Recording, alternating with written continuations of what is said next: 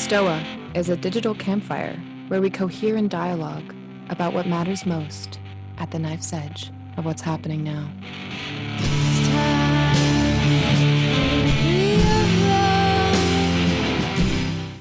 I'm Peter Limberg, the steward of the Stoa. Stoa is a place for us to cohere and dialogue about what matters most at the knife's edge of this very moment. And today we have our friend returning to the Stoa, Vince Horn.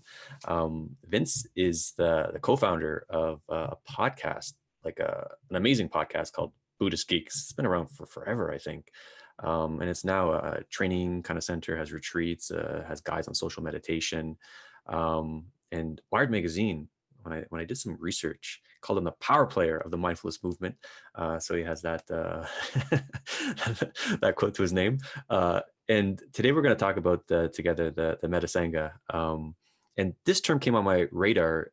David Swedlow, who's a frequenter at the Stoa, he said, "Oh, the Stoa is a great example of a Meta-Sangha." And I'm like, I don't even know what a Sangha is. Like, I don't come from Buddhistic lineage. So I'm like, sure, that sounds cool. So I started Googling it and came across Vince Horn's article. I thought, oh, okay, that's awesome. Let's have a discussion on it.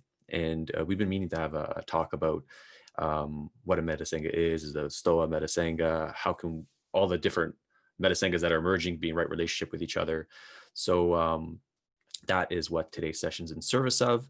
And we're going to do something just a slightly little, it's going to be the same format. Vince and I are going to have a kind of a informal conversation on the subject. Then we're going to pivot to Q&A, and it might just be a more organic Q&A style.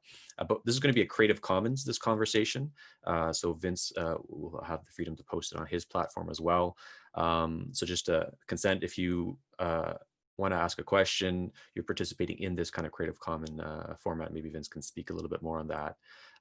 If you don't want to be on YouTube as well, just indicate that, and then I'll read your question on your behalf without saying your name. So that being said, Vince, welcome back to the Stoa. Yeah, thanks for having me. Good to see y'all. Good to be here. Yeah, and the Creative Commons part, what I basically proposed to Peter was that we take the recorded artifact of this conversation and this group exploration together and release it under a Creative Commons by attribution license. And all that means is people can use it freely, but they have to attribute where it comes from, and who is there.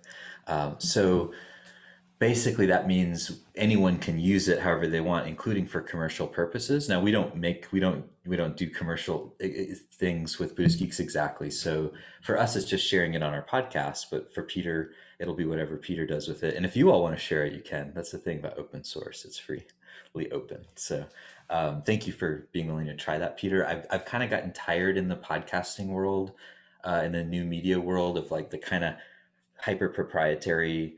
There's a spirit of openness, and I do acknowledge that, and that's always been present, but there's still kind of like a reliance on, kind of old school copyright tech. And I'm like, why? We're in the internet age, like, let's break free. Yeah, I'm totally happy to experiment with that. Yeah.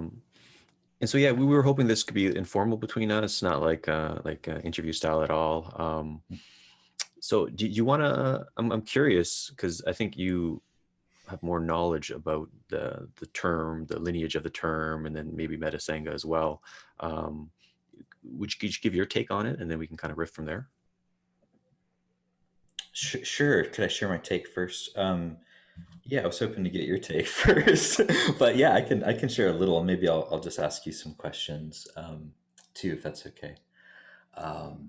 So one question I have, I'm really curious the ways in which um, the Stoa could be an example already of what I was exploring several years ago in that article on Meta-Sanghas.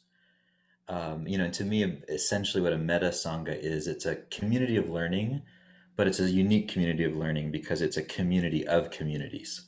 So it's a community of communities that are getting together that aren't necessarily trying to form their own special learning community, although it is kind of that in a way, but they have their own learning communities, and they're interested in having a space in which a kind of cross community, cross sangha conversation could occur. an exchange.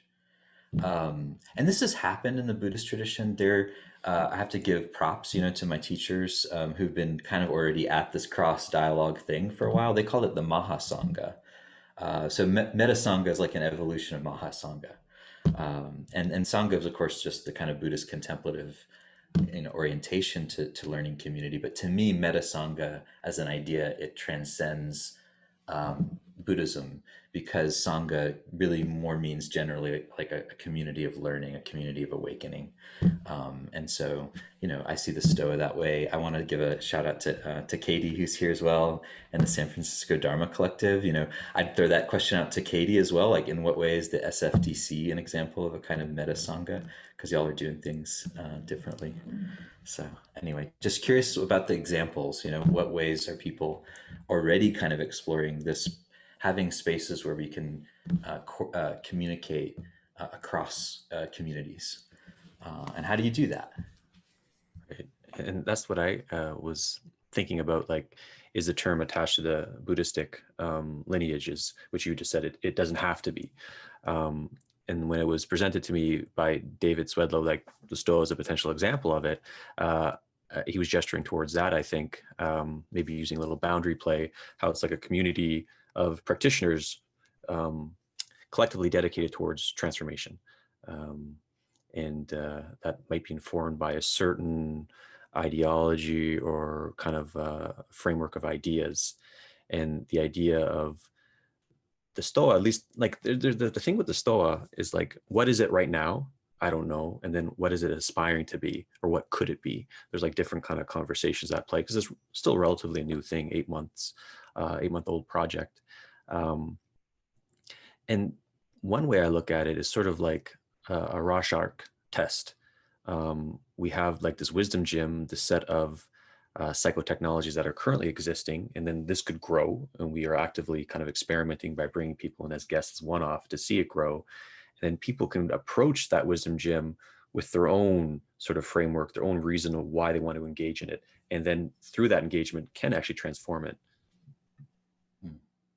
And when you say the wisdom gym, like, how does that work? I know I've been part of the wisdom gym. I offered a session, but like, do people just coming in to different sessions that are being offered by other folks in the community? Is that kind of in essence what's happening in the wisdom gym? Yeah, the way I'm holding the current wisdom gym is we have reoccurring events that happen every week. So I wouldn't have considered your session part of the wisdom gym. It was sort of like a one-off session that could eventually be ported, because we're the warm up to the wisdom gym. Yeah. Exactly. You're outside the gym, and then yeah. So it's like we have a collective presencing, array box, kind of conversational intersubjective modality, empathy circle. We have a Wim Hof trainer to the Stoic breath 3 times a week. We have some kind of more innovative ones with freestyle rap, purpose towards being comfortable with the unknown. And there's like option. Cool. Yeah. That's sort of more of an in-house kind of psychotech that got developed. So yeah, and there's optionality where we can kind of consciously make it grow, but I haven't really put much thought into how that's going to look like. But the current wisdom gym is sort of the reoccurring events that we have here at the Stoa. Okay. And how do you determine who you're inviting to offer these things? Because I think that's one of the main ways to kind of know or distinguish between what a Sangha is and what a Meta-Sangha is. Just like, how does the decision making happen? Like, who gets picked and why, essentially? And I would like to say that I'm not committed to the idea that the Stoa is a Meta-Sangha or a Sangha, or sure. I'm not saying anything like that. It's just sort of that was fair. But I do maybe think of how I understand it has the potential to be something like that. And right now I would say it's sort of an artistic choice on my part of who to invite in on a regular basis. Because there's a certain, like, something that the Stoa has. I don't even know how to describe it, but that's how it's been developed thus far. Yeah. So you're curating the practice space in that sense. Exactly. Cool. Okay.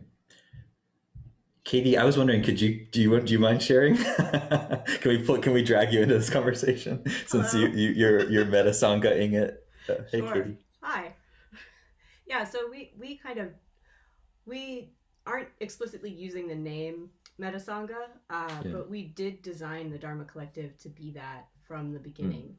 And we're focused explicitly on awakening, which I'm not going to define right now, but we are moving people towards that from wherever they're starting.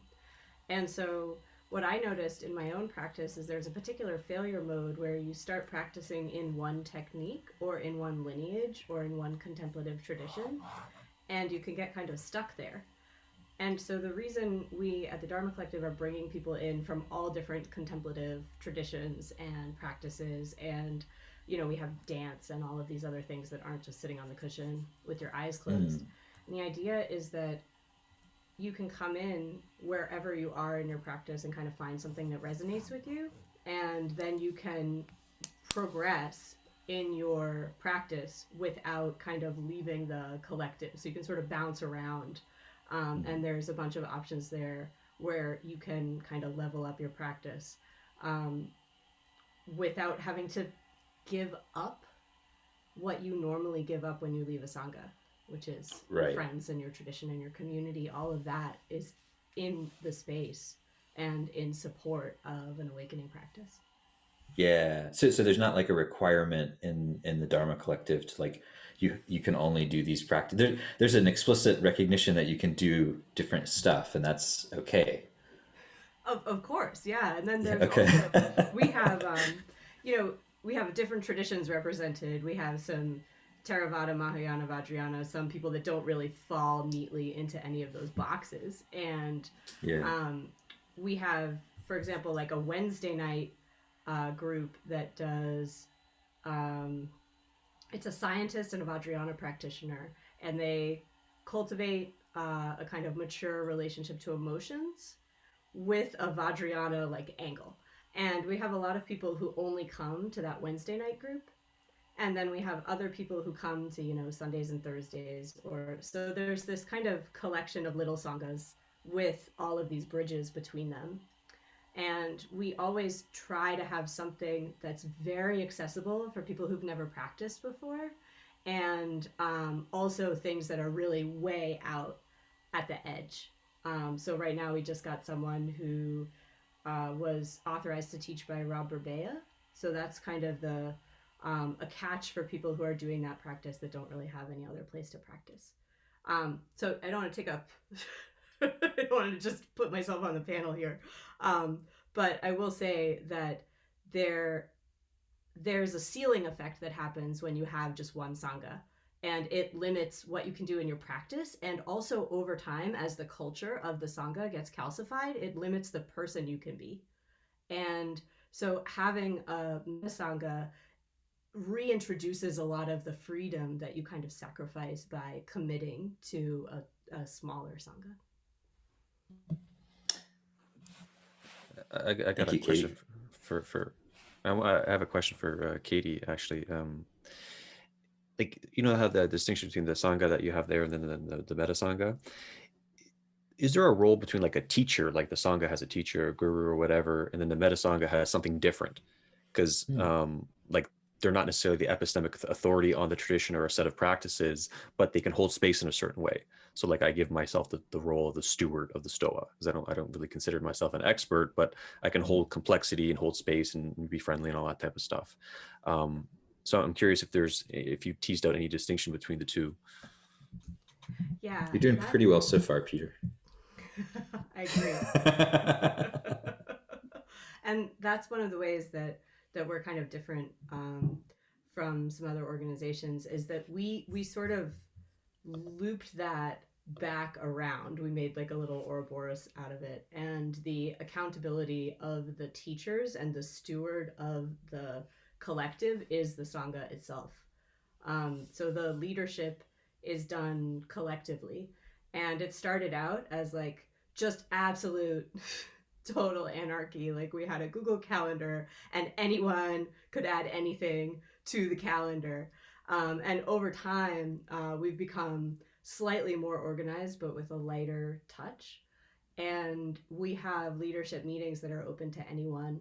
And we bring teachers in kind of organically. We reach out to some people. Some people come to us either through the teacher network or through the Sangha network.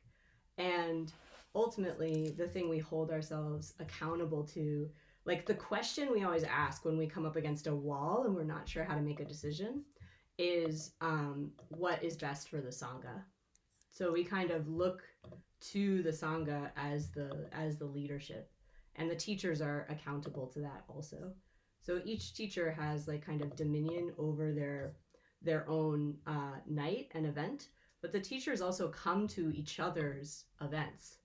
And there's an idea that, you know, they've all developed themselves highly along one particular vector or a few vectors of contemplative practice, but they're not all the same. So they have things that they can learn from one another. I'm curious for you, Peter, like for when you are making decisions like that, do you have metrics that you use? Like how do you decide?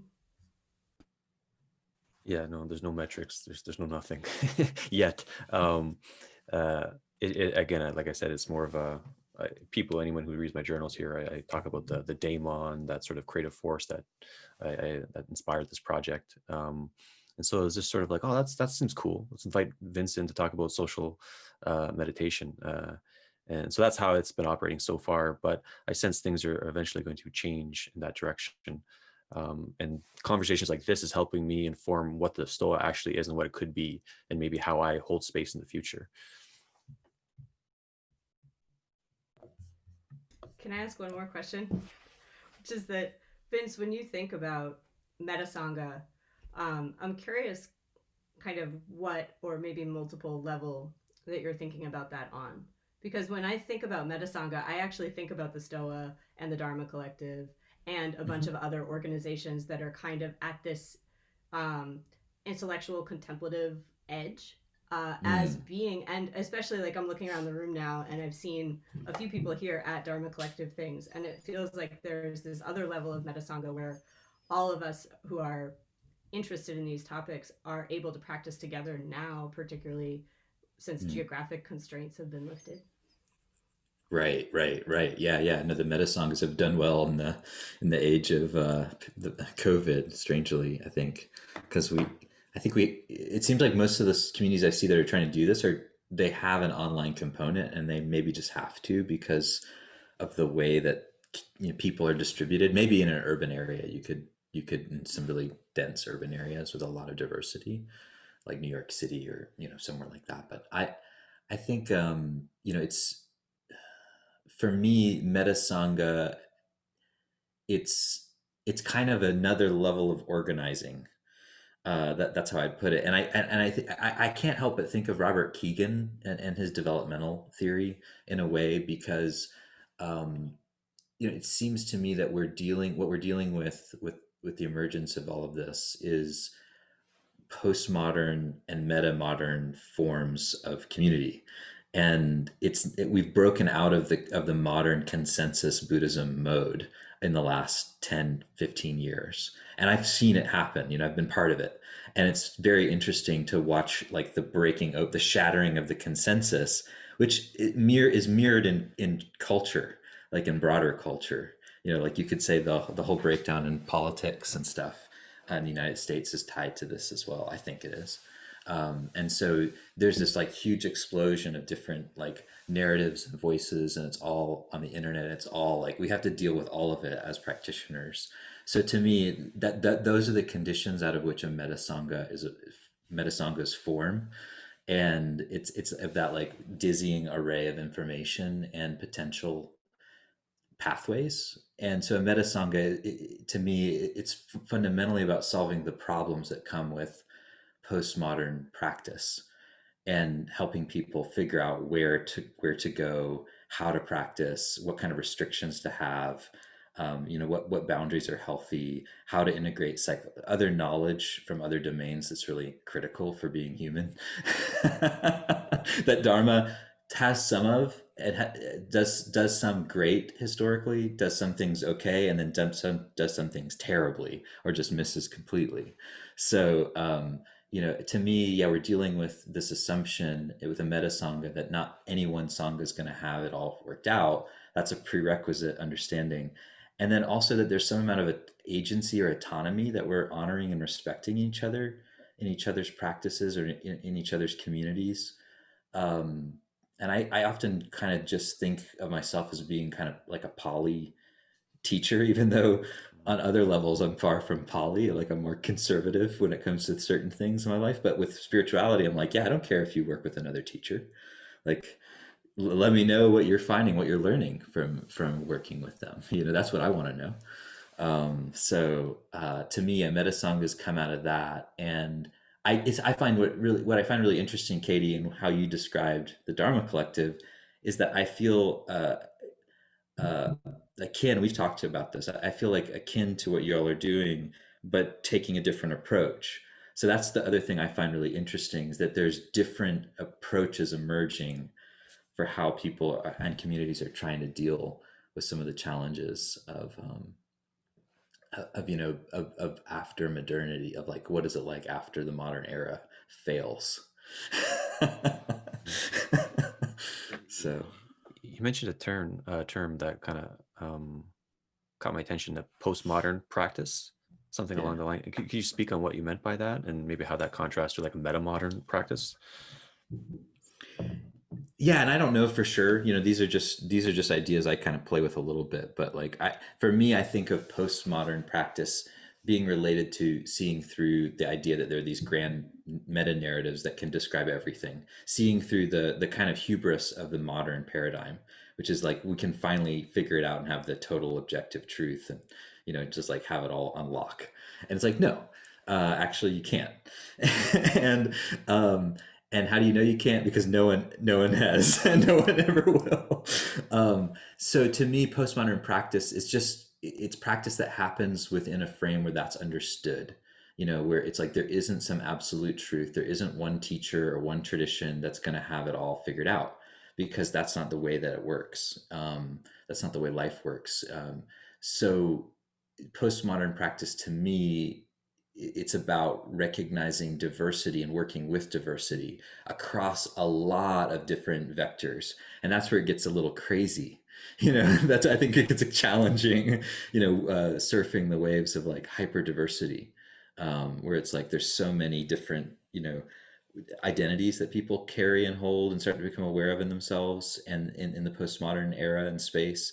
And then there's a lot more demands about like, well, I want things to relate to those identities and those new inner awarenesses. And it's like, on the one hand, yeah, of course we need to, but on the other hand, it's like, yeah, and it's forcing our whole society and our organizations and our collectives and our interiors to evolve, like to adapt to that new, and I think it creates a lot of tension and a lot of backlash. And I wonder how that's going to play out, in this larger space. You have these very postmodern and aware communities, in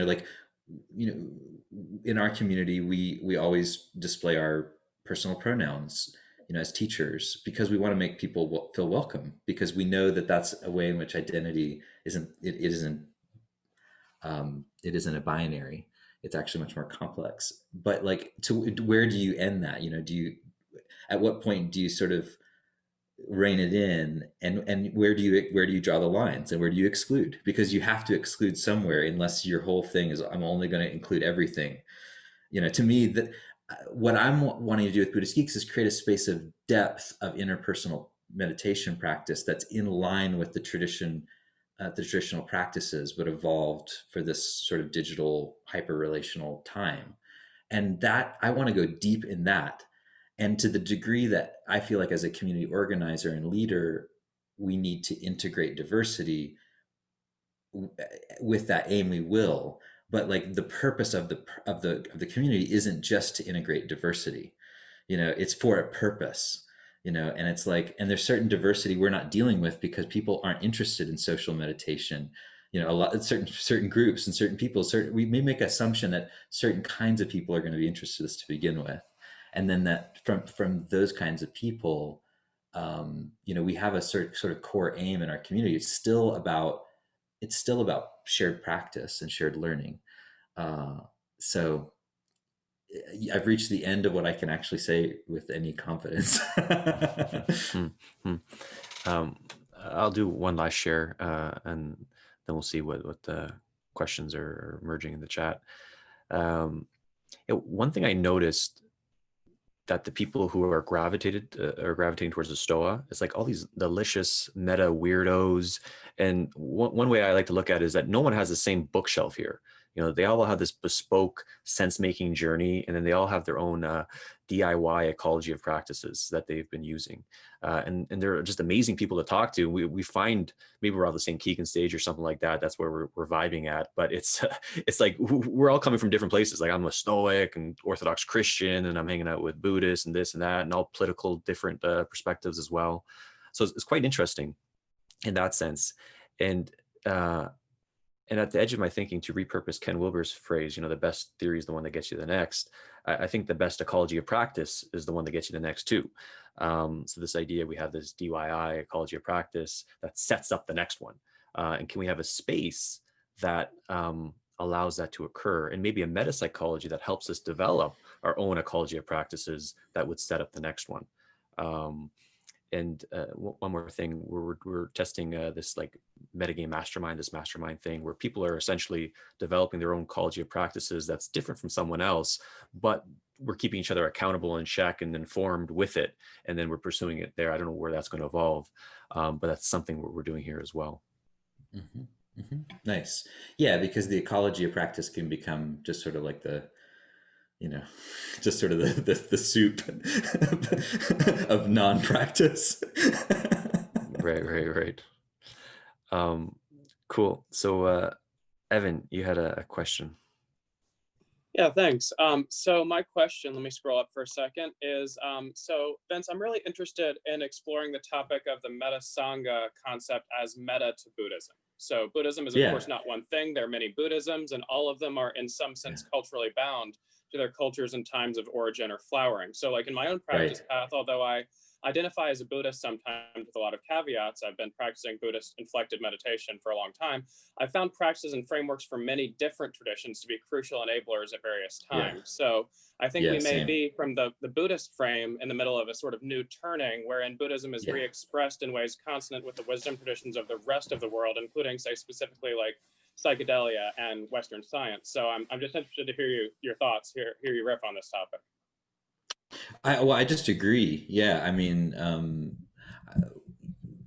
we use as one of our sort of meta, models the integral dharma, Ken Wilber's integral dharma, and I think the four turnings, in particular, as a framework for understanding, like the Buddhism is a history.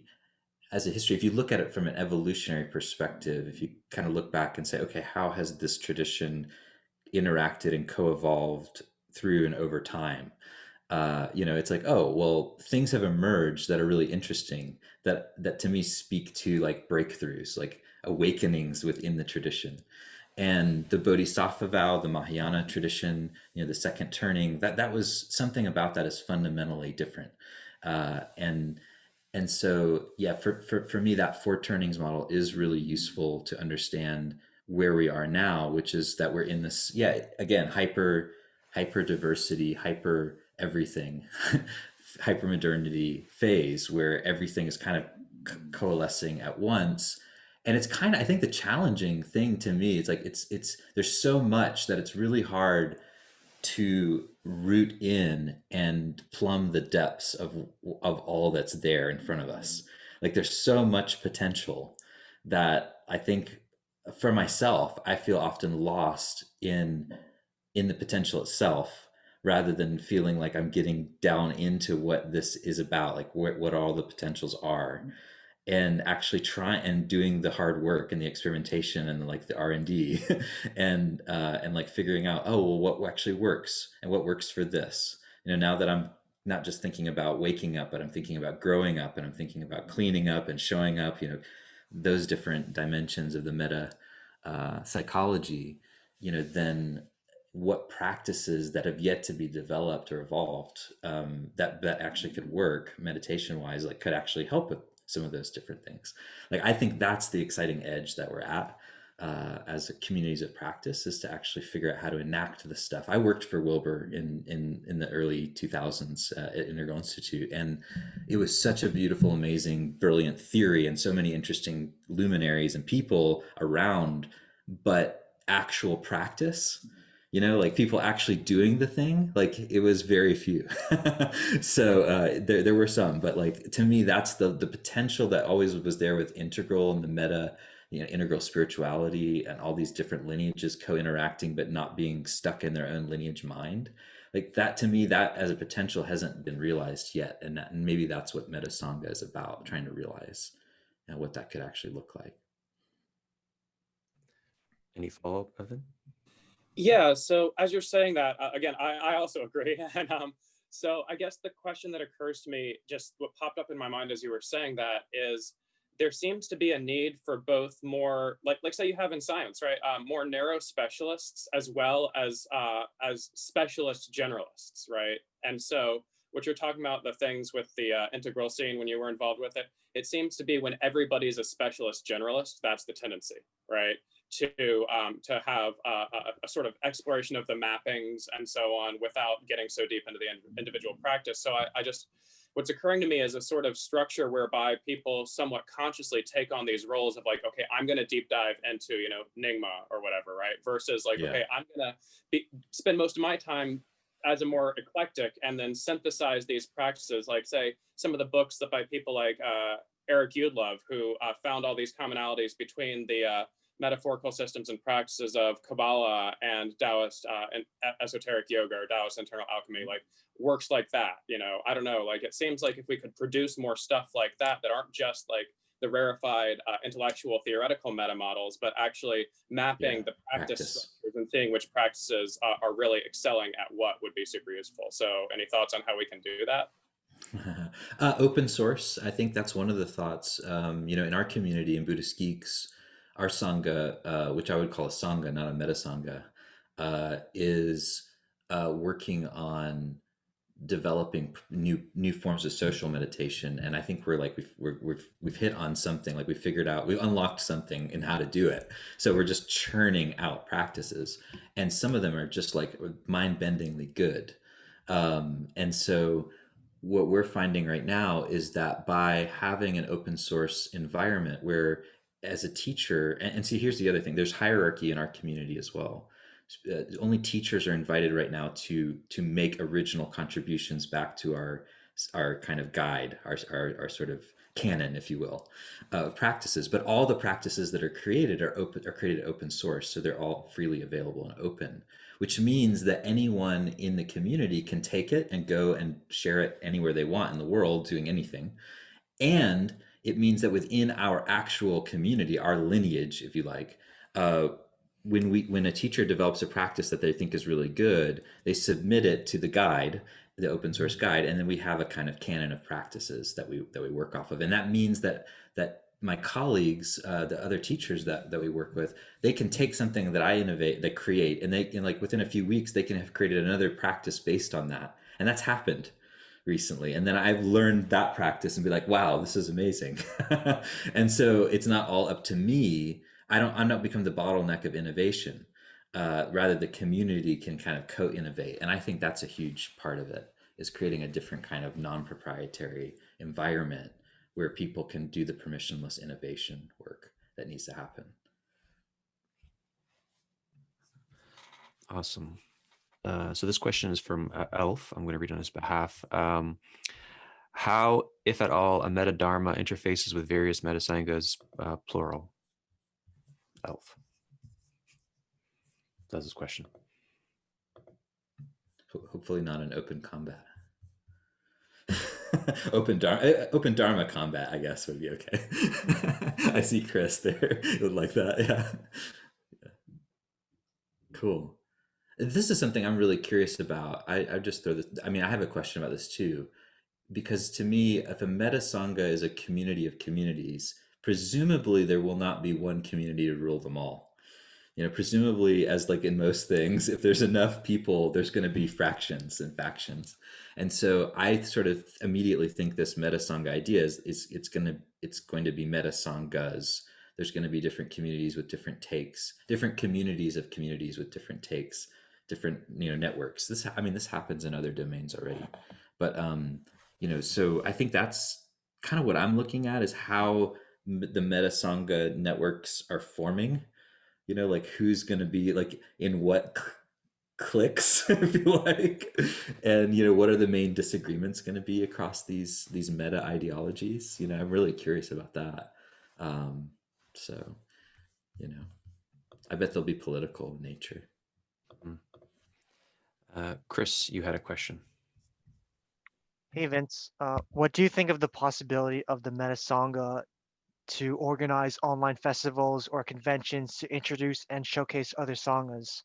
And I ask Yeah. this because I discovered the Stoa through the Rebel Wisdom Festival, and they had like 400 guests, and I've seen Yes. like a rumor floating around that there could be StoaCon. Nice, StoaCon. Peter just freaked out. I saw it. No. So yeah, this is interesting. I was just talking to someone earlier. We were joking about online summits, and no offense to anyone who's organized an online summit or been part of an online summit. It's all good. No disrespect. And there's a strategy, right, in the capitalist marketplace, spiritual marketplace, where you put on an online summit and you get as many people as possible to get their networks to come, and then you like have the lists, you have access to people's inboxes, and that's the whole deal. Like you get free content in exchange for access to market to people, to sell them stuff. Well, if you're not operating in a capitalist context exactly, like if you're doing things differently, if you're open source, you run on transparent generosity or some other alternative economic model like the Stoa, then I think there's some possibilities to think about how we could do things differently if we could collaborate differently. Like what would an open source summit look like, where no one owns the content or the lists, but there's still a way that it benefits the communities. I think that's a great question. And I have not been part of an online summit. I've resisted the whole notion from the beginning because I just don't feel like ethically it makes sense. I just don't, I know why people are doing it that way, the psychology of it. And I just think the capitalism is so insidious in its the way that it kind of starts to eat the mind share of like everything, that I think we should like say, no, like some of this stuff is not, like some practices we want to happen not in a capitalist context, like that actually might be better to practice generosity, for instance. In a context where like you're not just like, you don't have this impersonal way of exchanging always available to you, where there's like other ways to give, that's not just monetary. So I don't know, that's just a few thoughts, a ramble really. If anyone has any more questions, feel free to put them in the chat. I'm curious if you can talk about the political divide you alluded to, about like how there might be all these different meta-sanghas forming, but they might not talk to each other because they have political disagreements. Yeah. I don't know. This isn't my area of expertise, but I do pay attention to it because I think it's just so important to culture, what's happening, and it ripples through communities of all kinds. Like no community is exempt from the impact of culture war. And so I think there was for a long time the consensus Buddhist modernists, the people that all kind of agreed on like what Buddhism was about for a while. They had a kind of consensus about that, widely accepted. The publishing houses agreed. Everyone was on the same story. When that started to kind of break down, and other perspectives, including Buddhist geeks was one of these perspectives, because podcasting opens up a different channel. Like you bypass the main media people, but as you get more, you get different opinions, and then suddenly politics becomes something you can't avoid, because you have voices that were previously marginalized in communities starting to form, and they're starting to like get some real attention, and the mainstream in this case, Buddhist media is starting to actually have to really pay attention to this stuff and cover it. And then as soon as you know it, that's the only thing that's covering. It's like pretty much like those are the main issues of the day. And so I think, we've had this sort of big shift in Buddhist culture and broader culture where being apolitical is seen as what it is, a kind of as a kind of politics, and it's no longer seen as like this actual position that exists, like that you can transcend politics, that you exist in some independent space that's untouched by politics. It's like we all exist in a political relationship. So to me, because politics has become so forefronted in life in general, I mean, clearly in so many places around the globe, especially America, that forefronting is going to have some impact in the way that these meta-sanghas are going to form. And that to me would be one of the main things I could see differences breaking off, where people really don't like want to be that connected to each other, or as connected to each other. And I see that already happening. And what is your sense of mediation? Because I'm all about mediation and whatnot. I think that's awesome. And like the Stoa could maybe serve as a mediator, maybe not a metasangha itself, but it could be a mediator towards different metasanghas. I'm curious if you have any thoughts on that. I'd like to hear yours, to be honest. Well, one thing that's coming to mind is that like the Stoa is not a place about stoicism, we had like maybe two authors, but the Stoa community, which I'm a part of, and I did a conference last year in Toronto on practice. They don't really care about the Stoa, and it's more Buddhists are finding their way to the Stoa. Like we have Bob Thurman, Uma Thurman's dad, the Dalai Lama, he's coming on soon. We had Shinzen Young, Soryu, your buddy Glenn Wallace. We have a lot of people coming on that don't necessarily maybe not talk to each other, but the Stoa is sort of like, maybe it's the framing, it's about stoicism, so it's like harmless, they're not threatened by it, so that they come into it. And then there's sort of like this meta frame that we're code switching, nobody really knows what this place is, that affords people for different voices and ideologies to come here and feel warm by the digital campfire. Yeah, I think it's a beautiful ideal. And I think for me, that's part of the beauty of pluralism as a philosophy, is like we can make space for more and include more. And I just know I know it's an ideal because we are embedded in a lot of cultural, we're embedded in culture, and a lot of it we don't see, and so we end up forming communities, whether we like it or not, or being drawn to communities where there are these particular cultural blind spots, I think. And as a result, not everyone is going to feel welcome in every community. There's just no way. Like even in the Stoa, some people are gonna be like, no, there's no way I'm going to hang out with those freaking Stoa buttheads, whatever. Yeah, I'm sorry. I mean, someone's going to say that, and they may be totally wrong and like totally misunderstand you, and probably some of them are going to be right. And it would be great if you could talk to those people. Yeah, like if we can talk to those people and find the commonality at the edge of our differences, I think that does make a huge difference. It makes a difference. It really transforms things. Cool. So maybe you can host Glenn and I in a conversation. Yeah, I would love to. Slash Dharma boxing match. Willem, you had a question. Hi, Vince. Yeah, my question is actually from a situation in my own life, that my teacher started to position himself much more as a guru in the relationship as it went along. So I left that relationship, but the question is that one of the tenets of guru yoga is that the student stays in relationship with its guru, so the student cannot go elsewhere to avoid working through transference issues. Right. Have you seen as a liability of the Meta-Sangha that people can avoid addressing these issues because they can just choose to go in other contexts to escape these issues? Yeah. Thus still to find growth. If so, do you know of any antidotes? Or do you see the Meta-Sangha fulfilling this guru function? And if so, how? Yeah, no, I see that. For me, I see the meta-sangha as fulfilling a sorting hat function.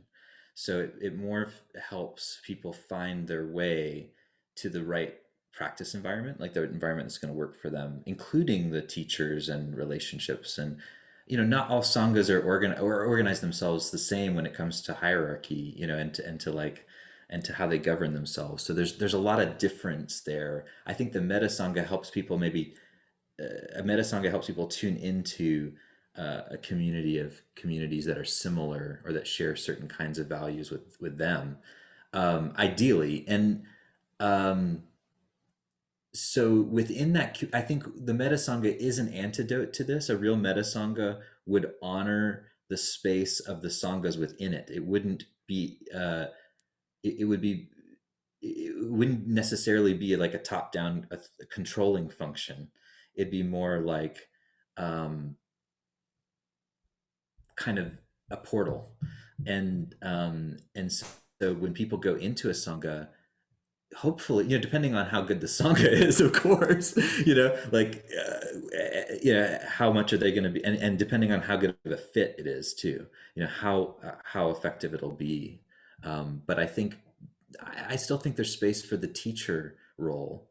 I see, someone that Peter, you were talking earlier about being a steward. I think the word facilitator for me also describes something important, like someone in a Meta-Sangha leader would help facilitate things. They facilitate connections, facilitate sharing, facilitate, resources even potentially. But yeah, I've gotten too meta on myself, so I'll have to take a step back and breathe. Happens all the time here at the Stoa, my friend. I bet. Yeah, so we just need to take a post-meta breath. Peter Jones, you had a question. Oh, I don't think we can hear you, Peter. Turn on my microphone. There we go. Hi, Peter. Hi, thanks. I'm enjoying the conversation. I wanted to say for some of us, I have more than one Sangha that I participate in, and I appreciate Right. the ability to be in a congregation, in a sense, a type of congregation. I hadn't considered the Meta-Sangha, but get a sense of what that might be. Is it primarily informed by Buddhist Dharma, though? Is this a way of connecting across faith traditions that, it'd certainly be, I think it might be helpful to have at least a background in integral theory, as you suggested, and there's some real good work on integral faiths, integral Christianity. But I wanted to ask, is that really kind of a starting point for joining the Meta-Sangha? Or is that really where the tradition, or this anti-tradition has evolved from? Are you also finding very different traditions finding the Meta-Sangha, or finding it valuable, such as contemplative Christians or Sufis, or I even put in there chaos magicians? And are different traditions finding and connecting with this in a way that is as if it were a type of integral practice, where you're learning from the cross-fertilization from others and maybe coming and going, bringing your own practice, informing your own praxis, but ultimately taking it back? I don't see it happening anywhere yet, but I'm hopeful. I'm hopeful. But I suspect there are similar ideas arising in other traditions. I went to a gathering at Harvard Divinity School several years ago, and most of the community leaders there were millennials or younger, and they were most of them Christian based. And I was shocked actually at the number of young leaders who were doing really similar stuff, that we were doing, like experimenting with certain web forms and the hierarchies, and preaching from their own breweries, and CrossFit and Christ, and everything. So it the amount of experimentation seemed like it was just like huge in that community, and so much of it felt resonant, across tradition. So I don't see that Meta-Sangha. I haven't seen it form actually yet, but there's a place you can go and find that. It might be out there, but I haven't seen it yet. Yeah, I could think of really good cross connections, like a group I've been with that has actually met through teleconferences for so long. It was before there were video calls. And so they've stayed on, every 2 weeks, a telephonic conference, and I haven't moved them to Zoom yet. And we've spent a few years in Thomas Merton, reading James Finley, doing Lectio Divino work on, seeds of contemplation. And so they're just enjoying going deep into that tradition. But there are a few of us that also have, connected with others, as Merton did. And so it would seem to be yes. Talked with my friends. They're mostly older too. They love what they're doing. And I'm trying to bring new people into them to help them into that group, maybe bring them into Zoom. But just to give you an idea, there are probably a lot of other groups that have just gone deep and are following their own paths that way. And there might be an interesting ways to connect, like with you, Vincent, with the Stoa, just, at least, even if superficially, do you get an idea that you can get up and learn from some others and enhance your practice? Agreed. Yeah. Do you have Mertonians coming your way? Not many. Yeah. Okay. Yeah, maybe I'll join you for a minute, or maybe I'll visit. Yes. You're welcome anytime. Great. We can field maybe one more question, but do you have any thing you would like to say for like the last 7 minutes, Vince? Any direction you want to go down? No, I'm good. Evan, how about we'll end with your question? Sure, yeah. So this came up for me when you were talking about politics earlier, Vince. So I'm interested in hearing the connection with ethics. So I personally tend to agree with, say, David Chapman's analysis, in that modern Buddhist ethics is not actually Buddhist and is essentially indistinguishable from modern secular humanist ethics. I think, however, that the development of ethical competence is a crucial part of the spiritual path. So I'm curious as to your thoughts about how practice, Buddhist or otherwise, can support the development of an ethical sense which allows us to overcome the ethical blind spots or the limitations of the ethics of the broader macro culture, and how this relates to the Meta-Sangha concept. Yeah, I think the reason that it's even worth calling it Meta-Sangha is because that points to something that you do have in these wisdom traditions, these dharmic traditions, where ethics is an important part of the training. It's like integral. So you have, in Buddhism, you have the 3 trainings. This is like the core bedrock model upon which the entire tradition rests. The training in ethics or morality, the training in meditation or concentration, the training in wisdom or insight. And it's like, if you don't have ethics, you're not doing Buddhist Dharma, you're doing something else. And that's fine if it's derived, it's got elements that are derived from Buddhist Dharma, like it's mindful something. That is Buddhist derived, but it's not, to me, if it's not consciously working with action and impact in the world and dealing with ethics, then it's not Dharma. It's something else. And that's fine. Like I actually don't have a problem with there being other things. But I'm really interested in how these practices transform my life and our lives and the future of this planet. Like that's what I'm most interested in. So why not, be doing practice in service of trying to do that a little better, and if people are into that, then great. They could, they're going to find our Sangha interesting. And if they're not, like if they're just looking for some utilitarian tools, like they still might find it interesting. It's open source. Like you can take the content and do with it what you will. And, in terms of community, that's the culture that we're trying to create. It's a culture of shared responsibility. Even though we know we're all imperfect, it's like, hey, but we want to do a little better here. And practice, to me, it isn't. This is where I disagree with David Chapman's analysis. I think one thing that is unique about Buddhist ethics are the contemplative states of consciousness and the way that identity changes through meditative training. And that shift in identity opens up different kinds of behavioral possibilities, and actions. And that's what makes it unique.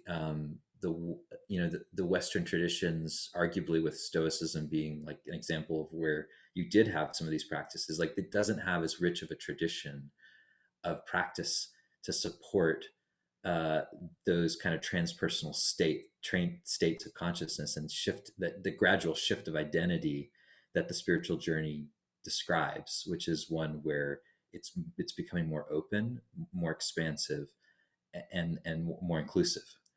Like to me, that's what the whole thing is really about. So I hope that wasn't too long of an answer. Very cool. So we're approaching the top of the hour. Any concluding thoughts, Vince, on the discussion today? I've talked too much. That's my conclusion. Cool. Well, Vince, thank you so much for coming to Stoa and having this conversation with us. Upcoming event that people here might be interested in, Daniel Ingram's coming to the Stoa, talk about hardcore Dharma.